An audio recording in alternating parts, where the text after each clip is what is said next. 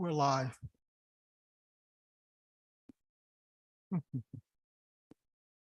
Good evening, everyone. I'd like to call the October 23rd, 2023 meeting of the University City Council to order. Madam Clerk, would you please call the roll? Councilmember Klein, Here. Councilmember McMahon, Here. Councilmember Hales, Here. Councilmember Fuller, Here. Councilmember Smotherson, Here. Mayor Crowe.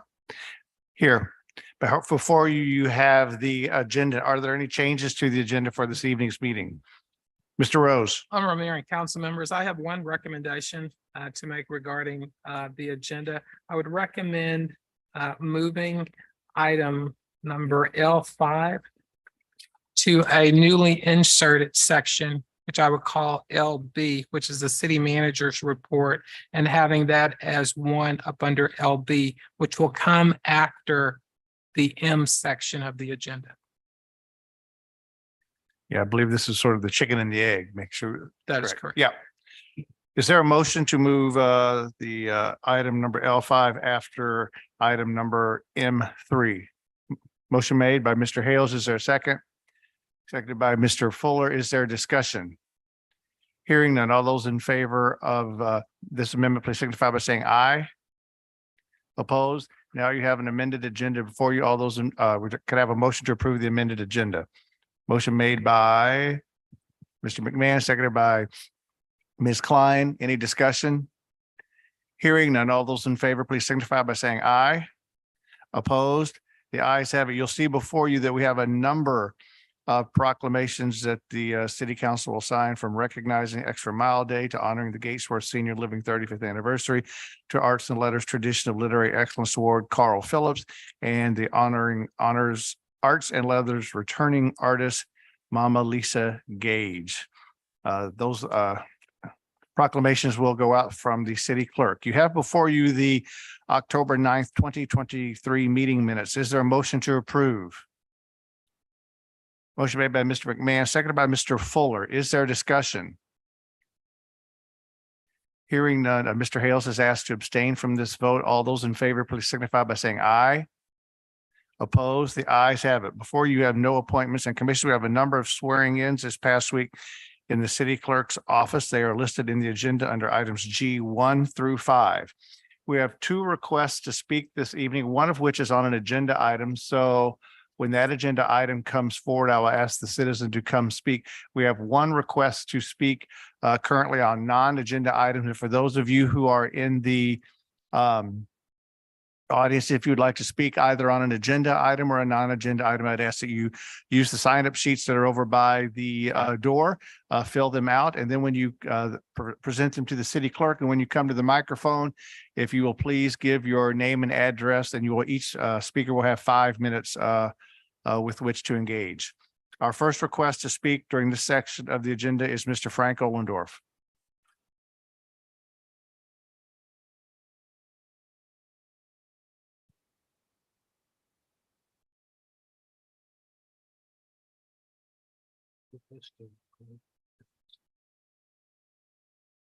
Good evening. See if I can get up a little closer here. 2 things. My name is Frank Ohlendorf, 8128 Cornell Court. 2 things. First, I wanted to officially present City Manager Gregory Rose with the official University City Lion mask, which is to be worn on special occasions representing the city. Wow. Second, I would like to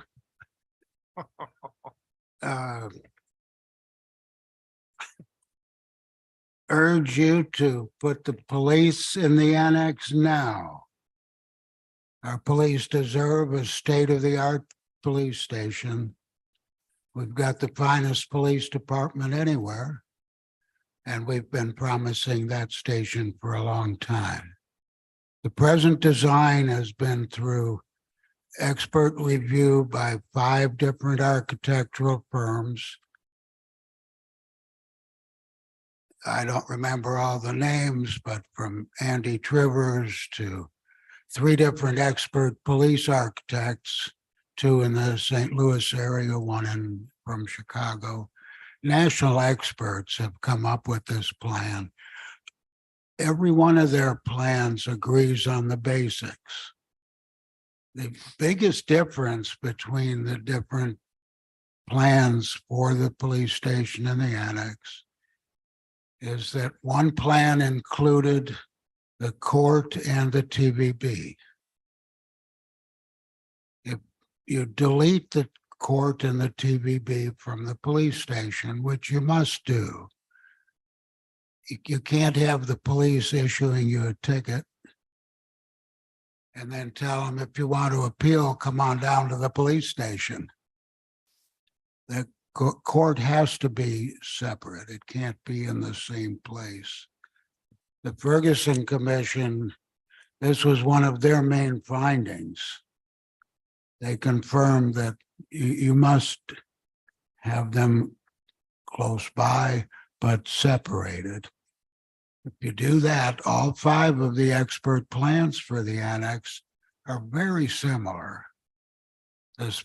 They all come in between 32 and 38,000 square feet, for example, to include. The layouts are similar. You've just finished a review of the current plan by the new company, and they came up with 2 or 3 suggested changes. Moving the police, the pistol range, and a couple other adjustments. So now you have 6 firms that have agreed on the basic plan for a state-of-the-art police station in the annex. You need to incorporate the latest recommended changes from this latest review. Put that out to bid as soon as possible. This plan is also very similar to what all the police chiefs for the last 40 years have asked for.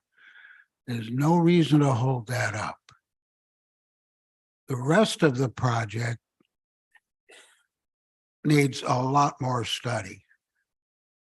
Just briefly, the Tivoli building. The current proposed plan does not meet our needs. The plan for the one-stop shop. We do need the concept of a one-stop shop, but the current plan is not the best. We need a new plan. Maybe it includes space on the first floor of City Hall. Maybe it includes Stacy Clay's idea of setting up a kiosk at the community center where people can come in and pay their bills, take out permits. There are a lot of different ways to set up a one-stop shop. We haven't studied that. The plan calls for a new parking lot. I think you should think big and think of the entire U-City Civic Plaza. We've got Wash U's project across the street held up because of a shortage of parking. We've got the current project that you're proposing, setting up a new parking lot, which is not needed. All the parking issues throughout the Civic Plaza should take the entire Civic Plaza and come up with a parking plan for the whole plaza, not one for the annex, one for the Trinity building, one for the Casa, and another for the Greek Orthodox, another for the church. Mr. Get Elwindorf, together your with, time has expired. okay, get together with Wash U, come up with a parking plan for the whole Civic Plaza. In Okay. the meantime, go ahead and build the police station. Thank you. Thank you very much. We'll now move on to council comments. Are there any council comments to be made at this time? Hearing none, we'll move on to the public hearing. We have a public hearing which I will open at 6:39 PM on the text amendment for 608 Kingsland. Madam Clerk, do we have any requests to speak? None at this time. And Madam Clerk, do we receive any written comments prior to 12 o'clock today for distribution to the council? No, we did not. Hearing no one signed up to speak and no written comments, this hearing will conclude at 6:40 PM. We have no items on the consent agenda. Mr. Rose. Honorable Mayor and council members, this first item up under the city manager's report asks that you receive the adopted planning or adopted by the planning commission comprehensive plan and provide any direction regarding how you would like to proceed on receiving a briefing on this item. It is tentatively scheduled to be briefed during your all-day work session, which occurs in January. However, I am aware that at least some of you may want to start that process sooner. So I would accept any direction that you might have. Well, if you're asking the mayor would like to start it sooner.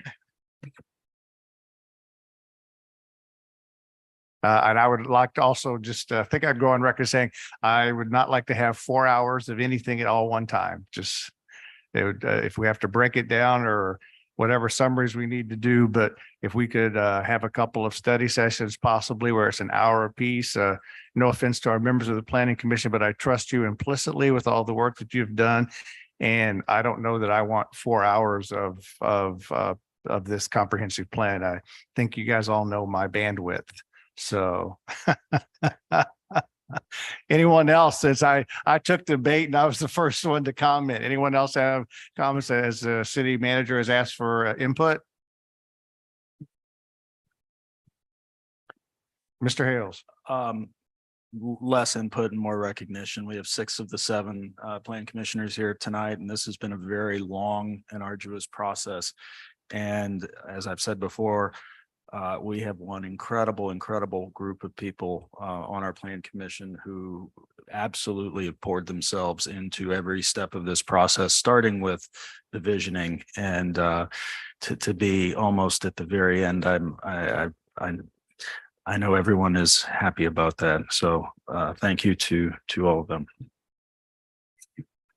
If it's acceptable to the mayor and council, my intention will be to schedule a series of work sessions then to start this briefing process. And I'll coordinate with Mr. Wagner, who I'm sure will coordinate with the planning commission.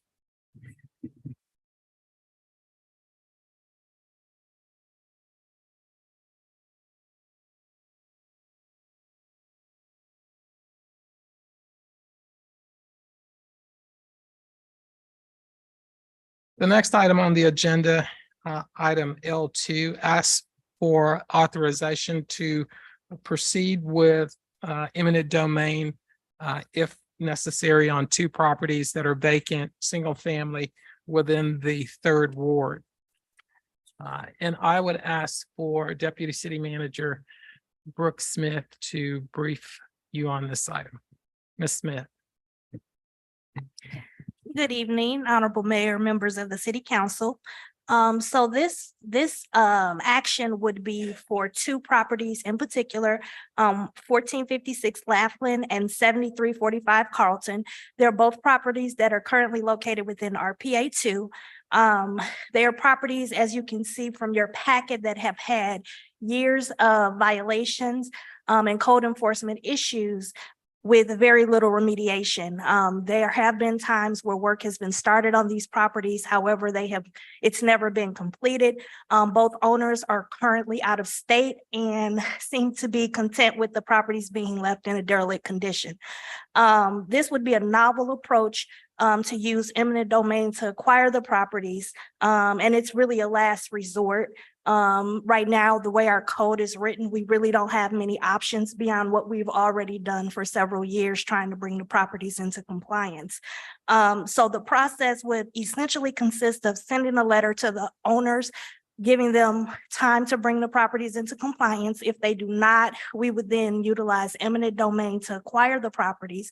And we would then need to have a blight study conducted, and we would have to determine long-term objectives for the properties.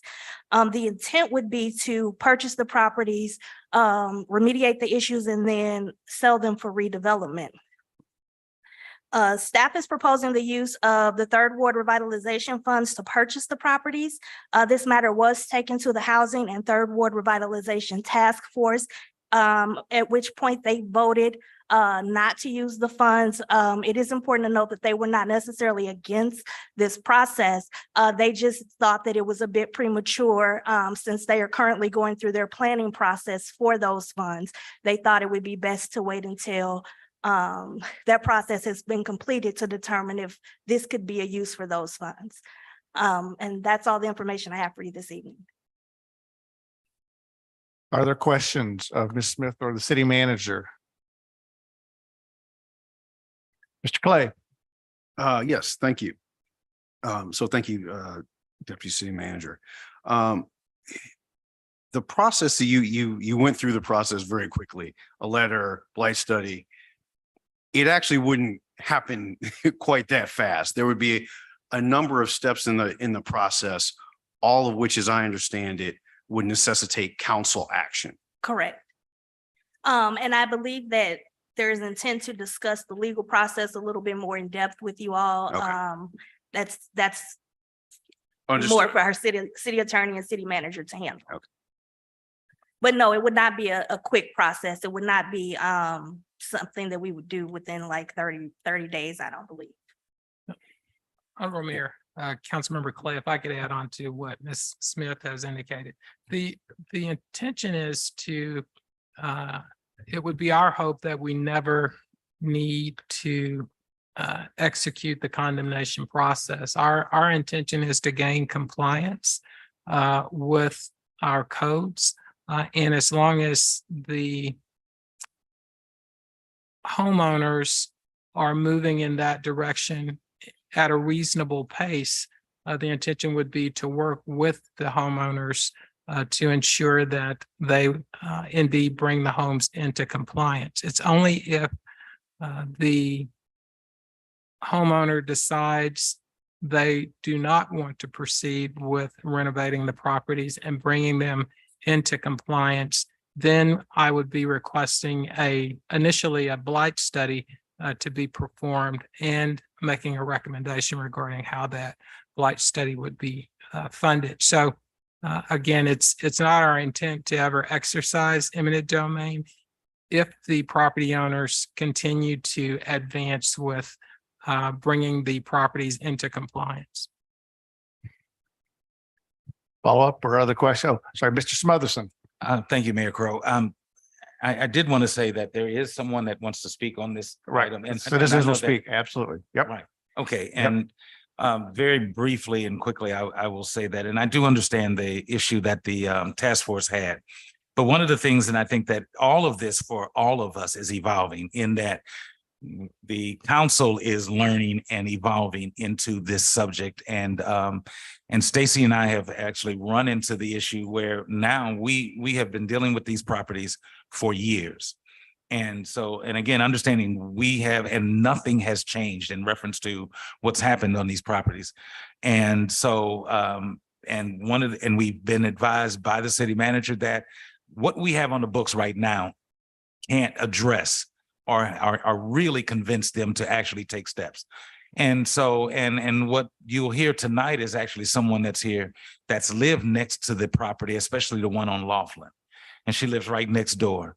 And every year there are 2 or 3 calls. Every year we have to send inspectors out every year to address the problems with these properties. So again, we're all evolving. We've learned that now we have the ability as a council and as a city, because the Third Ward is a redevelopment area. So we have the ability to use eminent domain.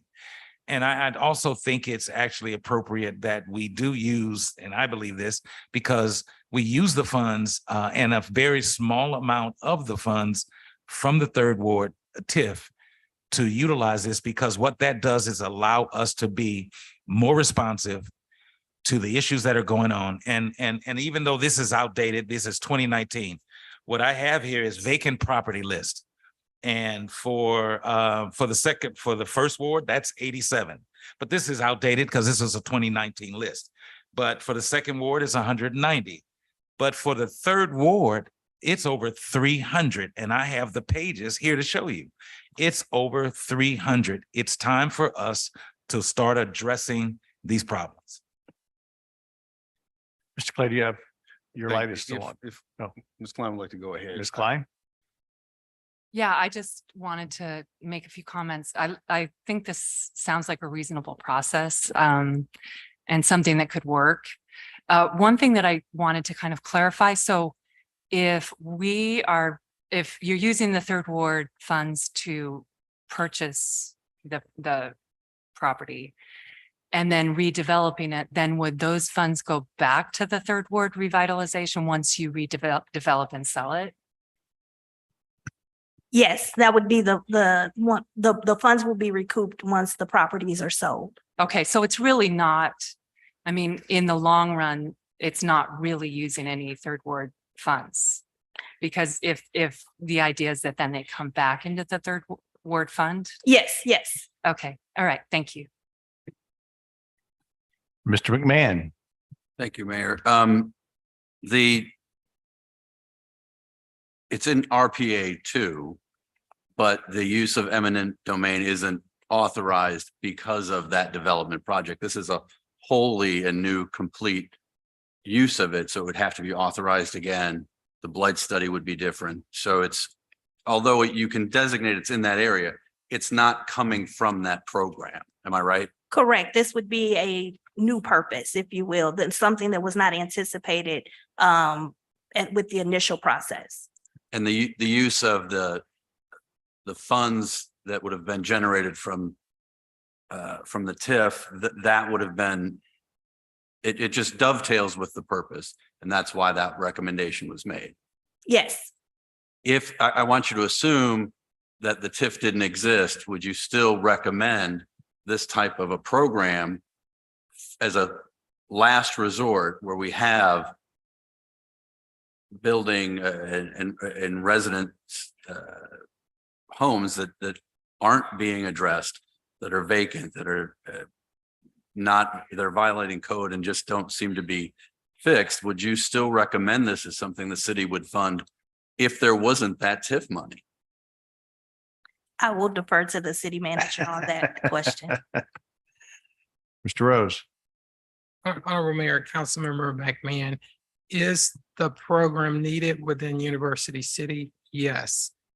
We would need to identify sources for funding it if this TIF program did not exist. But I believe that we have not had success in addressing these types of situations using our existing code. So I am hopeful that that this will produce the desired outcome.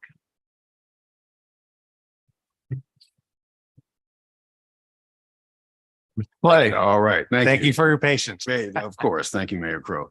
So as Councilman Smotherson articulated, we have a number of vacant properties. While the numbers themselves may not be accurate, they're from 2019. I would suspect the proportions are the same. So that's why we're doing this. We have properties that are a blight on neighborhoods. We know that we need to address them, and this council has been proactive in attempting to address some of the issues in the third ward, as evidenced by its support of Markets at Olive. That was really about redevelopment. That was about spurring investment and property values. And that was a macro level approach. That was a strategy. This is a tactical approach, which I think very much complements what we're doing with the Markets at Olive. Why these properties? We've got violations for 1456 Laughlin that go back to 2011. In conversations with the city manager and team, these properties represent egregious outliers. This is not typical in any way, shape, or form, as I understand it. So I think we need to look at these properties in a unique category than other properties that may have a gutter or some other issue here or there. I want to be clear about my understanding, and I think the city manager and deputy city manager articulated this, what this is and what this is not. Tonight, we are talking about the authorization to take a step to send a letter. So we are not leapfrogging all the way to John Mulligan being in court next week. That's not what we're doing. We're simply authorizing a letter to be sent. A process, the framework for a process for eminent domain, as we know, exists already. Will there be things that we need to look at specific to these residential eminent domain actions? Yes. But because every step of the way will come to the council, and Councilman Smothers and I have committed to being in conversation with the task force as well, there will be opportunities for council input and the opportunities to refine the process. Again, we have the framework for how eminent domain works. And you all can say this with me. I would encourage us not to let the perfect be the enemy of the good. We know we have a process. We may need to refine it along the way. But in the case of egregious properties like these, I think if we don't start, we won't start. I'll say this final thing. This council has been aggressive in addressing properties like this. In 2019, you may recall there was authorization given for a demolition program. So we thought the kind of final straw, the nuclear option, if you will, was the demolition program. And so we would hold these negligent landlords accountable, or negligent property owners accountable by, if they didn't do what they needed to do, well, their homes would be demolished or their properties would be demolished. Well, we ran into a couple of things. First of all, the cost. The cost was significant with no opportunity to recoup it. Second, it's an invasive process. You're tearing down a house next door to someone. Not all folks, all neighbors, not all neighborhoods are supportive of that kind of process. And third, it was legally challenging, I think more so than perhaps we initially anticipated, except in the cases where the house was going to eminently fall down on someone's head. But barring that, it was very difficult, I think, again, more difficult than we anticipated to actually be able to activate the demolition process. So it stalled out and frankly has been ineffective. We need to do something. We know the cost of not doing anything is to continue to have these homes in the third ward and in our communities. So I would ask my council colleagues to move forward with this step of the process, understanding each subsequent step will come to us for separate authorization. Mr. Hales. Thank you, Mayor. I have a couple of questions mainly about process and policy. And I would tell everyone I would tend to agree, at least at this point in time, with the comments from the Third Ward Task Force. If this is about a letter right now, I'm comfortable with that. I think that could be a tool to motivate absentee landlords from out of state to actually take some action, whether that be to try to sell the property to somebody to fix it or to fix it up. I think it's encouraging right now that the Carlton property seems to have a lot of activity happening. Was there any discussion with that property owner leading up to the permits that were pulled and the work that's being done now? Mayor, we have had for several years conversations with the property owner on Carlton. And before this item was placed on an agenda, I had discussions with the Third Ward Council members regarding this process and advised Dr. Wagner, our Planning and Development Director, that he could inform the property owner of my intention to recommend this process to council. Shortly thereafter, there was activity. Okay, so we don't know if that direct contact took place. yes, that contact did take place. Okay, thank you. So yeah, I think this is as a concept and as a potential tool. You know, if that's what has happened because of one contact, that's great. Is there a policy or at least a framework for at what point does a house qualify to get to this point of sending a letter or making this kind of consideration? Honorable Mayor, Councilmember Hales, I believe that we're simply looking at the most egregious incidents at this point. So if we've worked with a home, and for example, this one was on demolition and came off the demolition list. So that tells me that we've gone through multiple processes trying to bring this home into compliance, the one on Carlton, as well as the home that is on Laughlin. We have worked with for in excess of 5 years, trying to bring that home and for it not to just be brought into compliance, but to be consistently in compliance with our minimum codes. And that process has not been successful at this point. So I think we'll look at these on a case-by-case basis. At this time, I'll end up working with Deputy City Manager Smith in crafting some language for you to consider that provides greater guidance on, you know, what is the criteria that brings it to this point where I'm recommending the use of eminent domain. But we will learn just by going through this process, if it's approved, what should be included in that type of policy. So we'll learn as we go. But what we know at this point is the other options that we have pursued have not been successful. Okay, thank you. The other question, just to further clarify what Councilman Clay said when he started out, really all you're asking for tonight is approval of starting the process with the letters. Are you asking us to approve a funding source, or are we going to wait until we may or may not come to that point? I remember Councilmember Hales, the intention is if this use of eminent domain is approved tonight by you, the first step is to send a letter, see if we can work out an agreement with the property owners on a time frame that where they would bring their property into compliance. If that's not successful, then we will come back to council with a recommendation for allowing us to move forward with the blight study, which is really the first official step of the eminent domain process. And at that time, I'll certainly recommend a funding source to cover the cost of that blight study.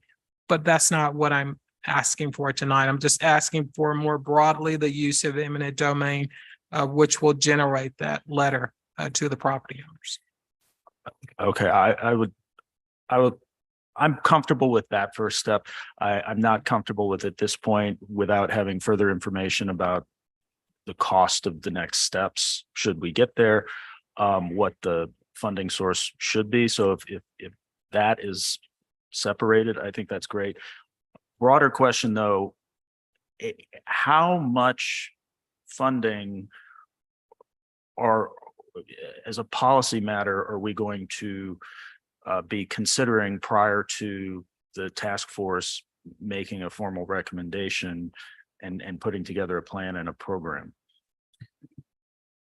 Oops, you turned it off. Honorable Mayor, Councilmember Hales, I believe that if we advance to the point of needing the blight study, I will include all of those details in the agenda item for that blight study. That will tell you, because at that point, we've initiated the official kind of eminent domain process, and we will have a general idea of what the cost of those homes would likely be if we pursued or if we ended up going through the entire process. And I will make a recommendation on the funding source. I believe that the Third Ward Revitalization Fund was truly established for the revitalization of the Third Ward. This would be a component of that revitalization. So I can tell you it is very likely I will recommend the use of those Third Ward revitalization funds. What I can't tell you at this point is what does that amount. I can tell you a blight study costs about $10,000, but that's just part of the overall cost that we would incur.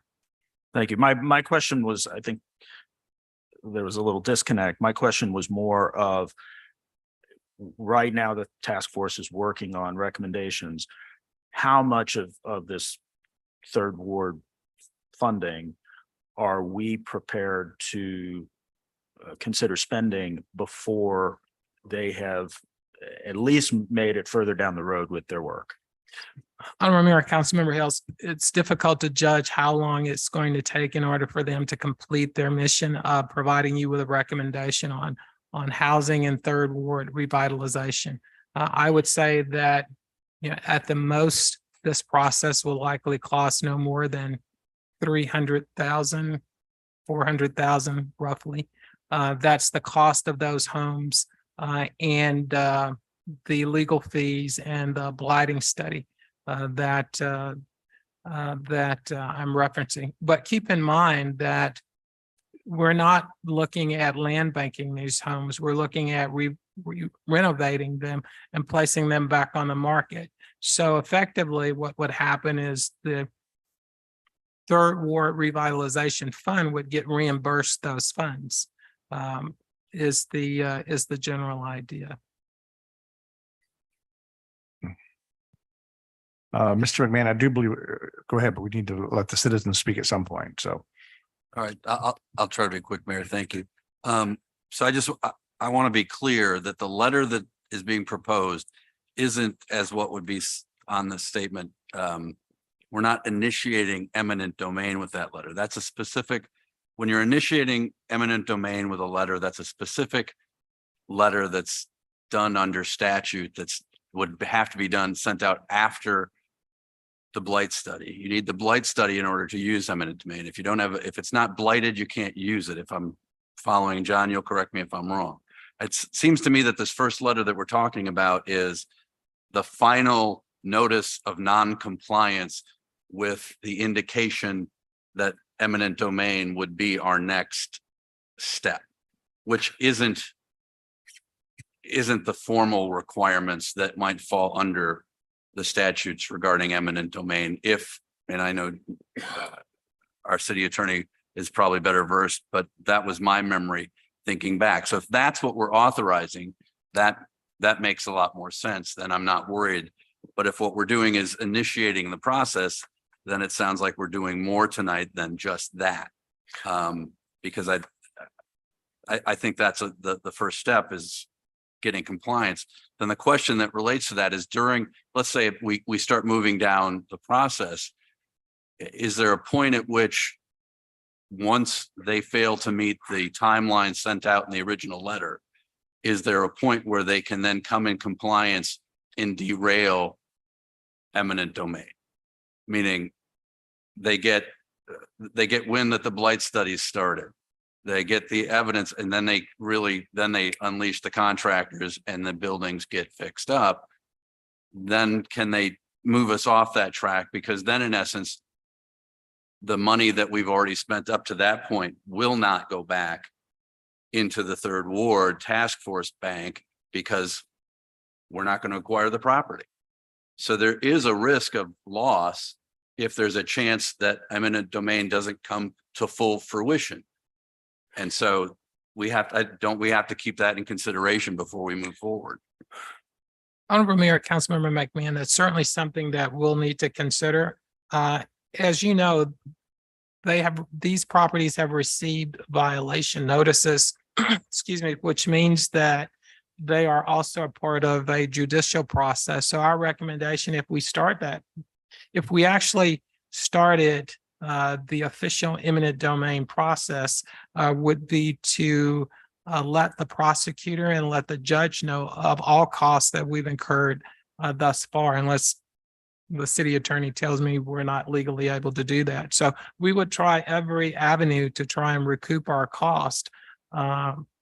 Any expenditures that we have because we're going through this process. And I would also just confirm, yes, that's true what you've indicated regarding the initial letter going out to them. It's not the official letter that they would get after initiating eminent domain. This is just their last opportunity to try and work with staff to resolve this issue. Okay, if we, I appreciate that. Thank everyone. If we could actually have Ms. Creer come up and speak. She requested to speak on this item. If you could please give your name and address. And you push the button at the bottom of the microphone and it'll pop right on for you. Thank you. Good evening. I'm Gladys Creer and I'm at 8043 Appleton Drive, and that's in University City. And I thank you so much for giving me this opportunity. God knows I've been through a lot, but I love University City. I came to University City 50 years ago, and I came because it was beautiful. I came because it was beautiful. And my neighbors came because it was beautiful. And we wanted to stay beautiful. Although our homes are small, we don't have mansions, but we have good homes. We have well-built homes. We're paid for our houses. And we want them to stay as good as they are now. I just thank you guys for even trying. I am a neighbor with just one neighbor. I just have one neighbor. I'm here, they're there. My little lady that lived next door to me worked like a dog to keep her yard nice and clean. My husband, he's no longer with me. I'm widowed now. And I'm by myself. And I work hard to keep my place looking presentable, because I got kids coming by my house. They're going to Barbara Jordan School, and they take note to what they see. It's important to what our kids see. And I do not want University City to go down like I have seen so many places go down, because we say it's hard. It's hard to keep our communities in a place where it's respectable. It doesn't have drugs. Our kids see what they see is important.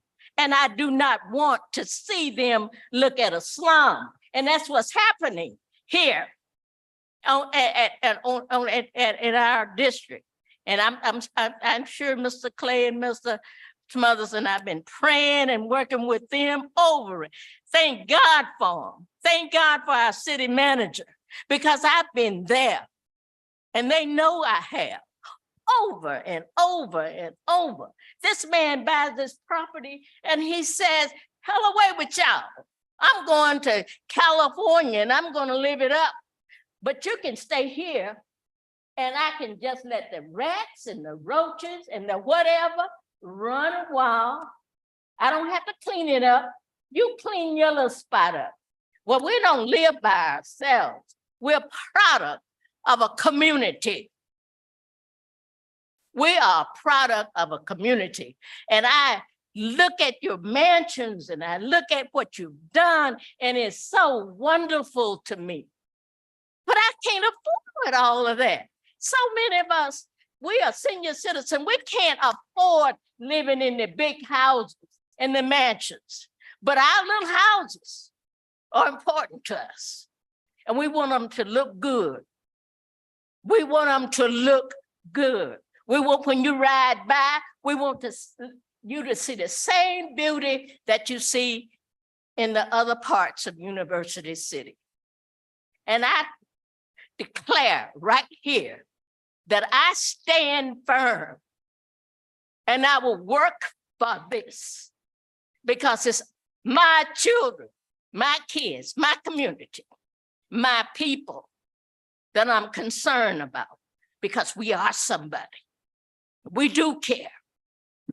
We do care. And in 10 years, can you imagine? And I'm gonna be finished in a minute. I know I'm going on. I didn't know I was gonna do this, y'all. I didn't. But can you imagine living next door to a house that's vacant for 10 years? Nobody's staying there.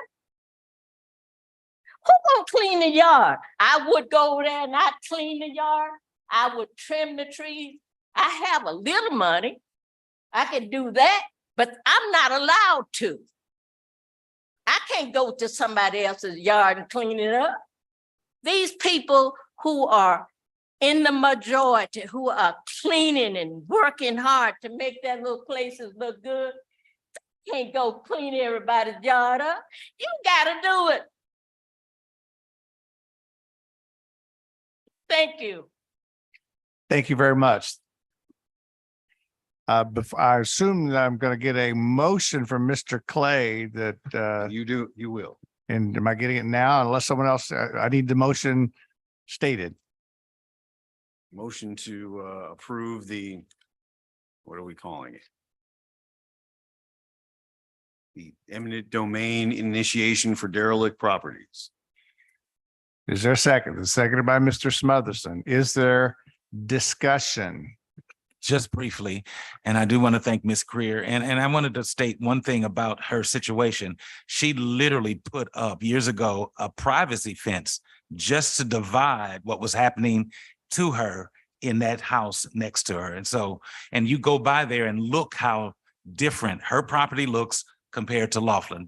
And the last thing that I will say to my colleagues, I appreciate everything and all the considerations you all are giving in this regard, because it's important for us to take action. I thank Councilman McMahon for his thoughts and his advice, and our city attorney, because it's important for us to get started now. Any other comments? Mr. Hales? Just because I'm a bit of a stickler, to clarify the motion, this is what is mentioned, but is your intent to authorize the letter associated with the discussion we just had?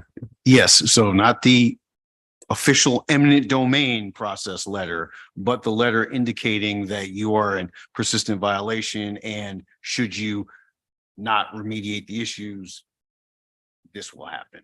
Thank you. Any other questions? Hearing none, all those in favor, please signify by saying aye. Opposed? The ayes have it. Mr. Rose. Honorable Mayor and council members, this next item asks for authorization to pay Bio One St. Louis for emergency cleanup that I authorized that took the Seafood City. As you may recall, there was a significant and horrible smell that was emanating from Seafood City as a result of fish being left there for several months rotting.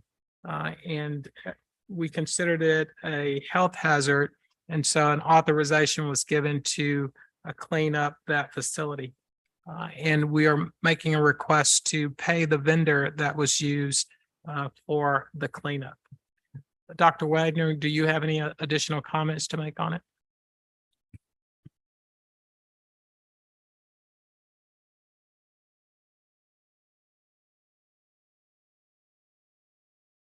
Just briefly, Mr. Rose, thank you. Good evening, Mayor, council members. Yes, the $127,000 is obviously going to go on as a lien on the property, but there'll be additional fees for the dumpsters that we had out there because they were city dumpsters in addition to some of our time. So that's not the last of it, but I'm glad we did this because I talked to the property owner off and on frustratingly for several days. And then I finally talked to somebody else in his office on October 13th, exactly 10 days ago. And she said, well, we're not really in a position to pay that. I thought, all right, there's a So I was, and they did pay 1 week of the 4 weeks that Bio One was there. So I'm glad we didn't let them do this themselves, I guess, for lack of a better term. So.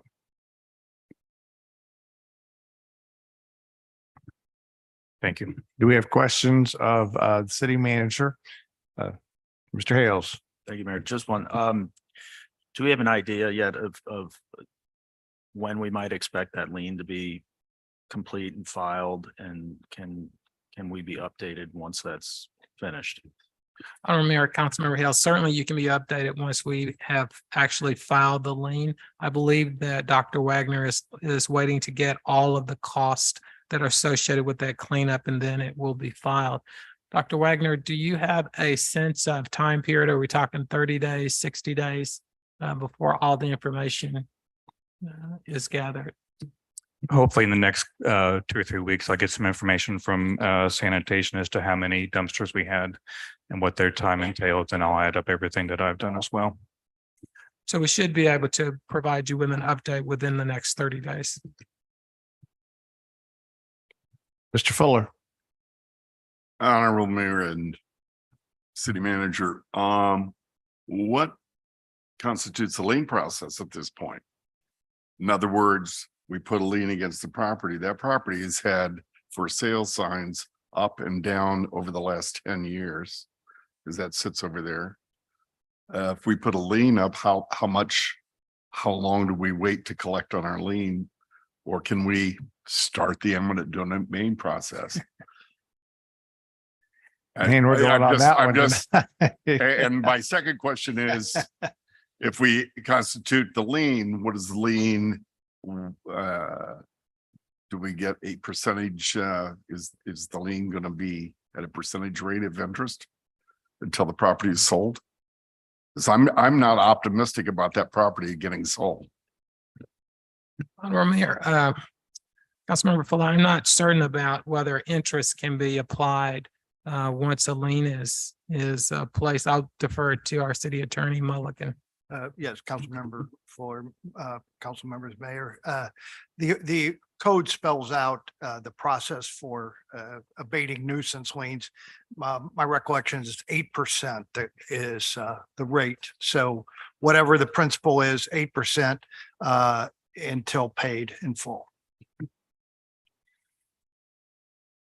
I do think at some point in time, it may be good, it may be more appropriate for executive session to look at other legal options that may be available to us that could probably the city attorney could educate us on. But with that in mind, I think we all know that we had a crisis at that site and it needed to be cleaned up. And so the city has come forward to ask the city council for this emergency funding request. So is there a motion to be made?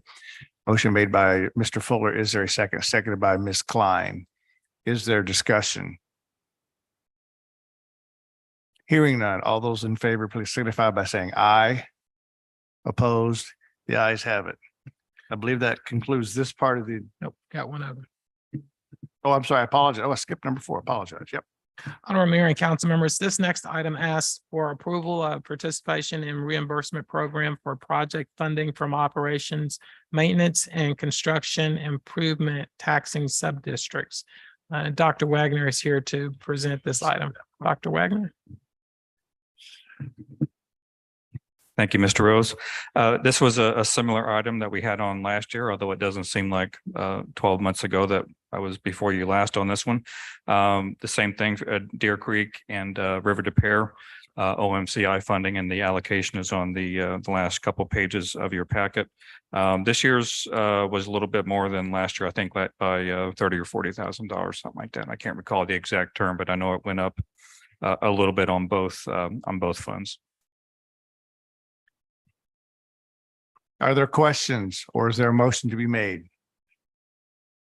Or motion made for the OMCI funding? Motion made by Mr. McMahon. Is there a second? Seconded by Mr. Hales.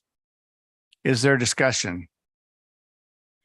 Hearing none, all those in favor, please signify by saying aye. Opposed? The ayes have it. We'll now go to unfinished business. We have bill number 9528. May we have the second reading? Bill 9528, An ordinance authorizing the city of University City, Missouri to participate in the Missouri Firefighters Critical Illness Trust and Pool. May we have the third reading? Bill 9528, an ordinance authorizing the city of University City, Missouri to participate in the Missouri Firefighters Critical Illness Trust and Pool. Is there a motion to approve? Motion made by Mr. Smotherson. Is there a second? Seconded by Mr. Hales. Is there discussion? Hearing none, Madam Clerk, would you please call the roll? Councilmember Klein, Aye. Councilmember McMahon, Aye. Councilmember Hales. Aye. Councilmember Fuller, Aye. Councilmember Smotherson. Aye. Councilmember Clay. Aye. Mayor Crowe. Aye, the bill is passed. We now have bill number 9529. May we have the second reading? Bill 9529, an ordinance amending section 205.020 of the municipal code of the city of University City, Missouri, relating to additions, insertions, deletions, and amendments to the International Fire Code 2018 edition by adding provisions on premises identification for educational group buildings. We have the third reading. Bill 9529, an ordinance amending section 205.020 of the municipal code of the city of University City, Missouri, relating to additions, insertions, deletions, and amendments to the International Fire Code 2018 edition by adding provisions on premises identification for educational group buildings. Is there a motion to approve? Motion made by Mr. McMahon, seconded by Ms. Klein. Is there discussion?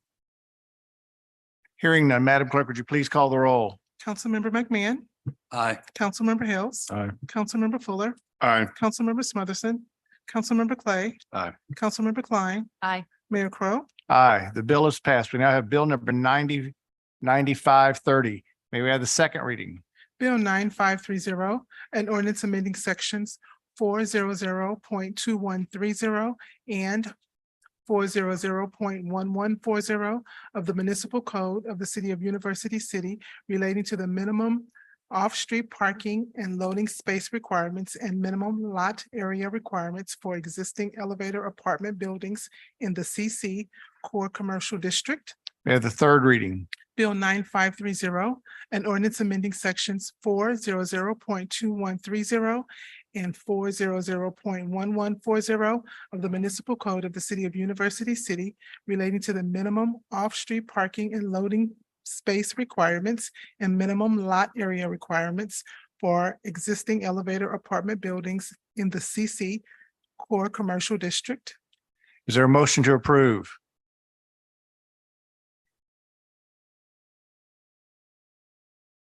Motion made by Mr. Fuller. Is there a second? Seconded by Mr. Clay. Is there discussion? Hearing none, Madam Clerk, would you please call the roll? Councilmember Hills. Aye. Councilmember Fuller, Aye. Councilmember Smotherson, Councilmember Clay. Aye. Councilmember Klein, Aye. Councilmember McMahon, Aye. Mayor Crowe. Aye, the bill has passed.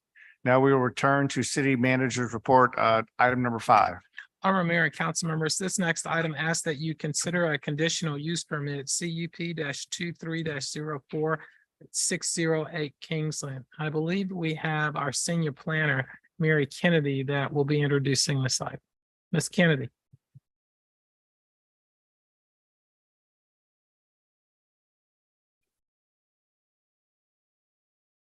Good evening, Mayor and members of the City Council.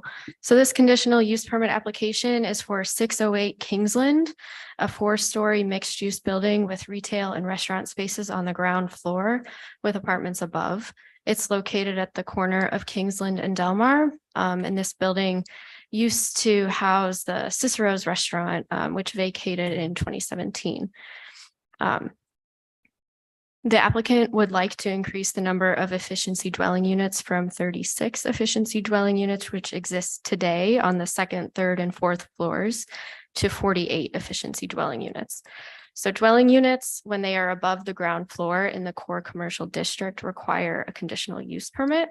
These dwelling units existed prior to our zoning code classifying them as a conditional use in that district. So increasing the number of dwelling units requires a conditional use permit. So that's why this is before you today. So the Plan Commission recommended approval of the CUP at the August 16th meeting, along with the text amendment that was just approved by the council. That's all I have for the overview of the project, if there are any questions. And then we also have the applicant here as well for questions. Any questions of the city manager or of Ms. Kennedy? Hearing none, is there a motion to approve? Motion made by Mr. Clay, seconded by Mr. Smotherson. Is there discussion? Hearing none. All those in favor of item number L5, please signify by saying aye. Aye. Opposed? The ayes have it. Now move forward to new business. We have resolution number 2023-16. Is there a motion to approve? Motion made by Mr. Hale, seconded by Ms. Klein. Is there discussion? Hearing none. All those in favor of resolution 2023-16, please signify by saying aye. Opposed? The ayes have it. We now have introduction of bill number 9531. Who would like to introduce? Mr. Smotherson would like to introduce. Madam Clerk, may we have the first reading? Bill 9531, an ordinance fixing the compensation to be paid to city officials and employees as enumerated herein from and after November 13th, 2023, and repealing ordinance number 7337. Thank you very much. Are there any reports or business coming from the commissions from any of the members of council? Mr. Smotherson. Thank you, Mayor Crowe. I just wanted to ask the city manager and also the mayor in that I noticed that we have, and I didn't bring this up earlier, we have Robert Levy as sworn in to the Gallup Commission. And again, what I wanted to verify with you, I thought that we would be dissolving that commission, and I don't know what the process is, because again, that commission only existed because there was a fund that they were handling, and there is no money in that for that commission any longer. So again, I just wanted to bring that to the city manager's attention and the mayor, and that's it. I thought there was money. Yeah, I mean, I think there's still money in the account is what, as I understand it, but I think that's a conversation that the city manager can get information to you on. But I think as long as there's money in the account, we haven't disbanded it. I think we need to have members on it until such time as it rides off into the sunset, if you will. Am I correct? I mean, as far as, can you get the information as far as the account balance? Yes, I can. Yep. Anything else under this section? Hearing none, we have no further requests to speak this evening. Are there council comments for this evening? Mr. Clay. Just wanted to thank my colleagues for moving forward the eminent domain provision. Certainly committed to working with the city manager, the task force, everyone to make sure that questions are answered and the process is tightened up. But I think Ms. Creer articulated far better than I could the urgency of the situation for folks who have been dealing with things for over a decade. So thank you. And thank you, Ms. Creer. Anyone else? I think it's always good for us to welcome and recognize our old friends. It's nice to see Representative Adams here, who used to sit up in this chair. It's always nice to see you here, Joe. Thanks for coming this evening. And then finally, my comment, I would like to congratulate our colleague, Wayne Smotherson, who was designated as certified municipal official in the Municipal Governance Institute at this last Missouri Municipal League. So congratulations to Mr. Smotherson. We appreciate the dedication that you apply to the jobs that we all do. And with that, I would welcome a motion to go into closed session according to Missouri Revised Statute 610.021, legal actions, causes of action, or litigation involving a public governmental body and any confidential privileged communications between a public governmental body or its representatives or attorneys. Is there such a motion? Motion made by Mr. Hales. Is there a second?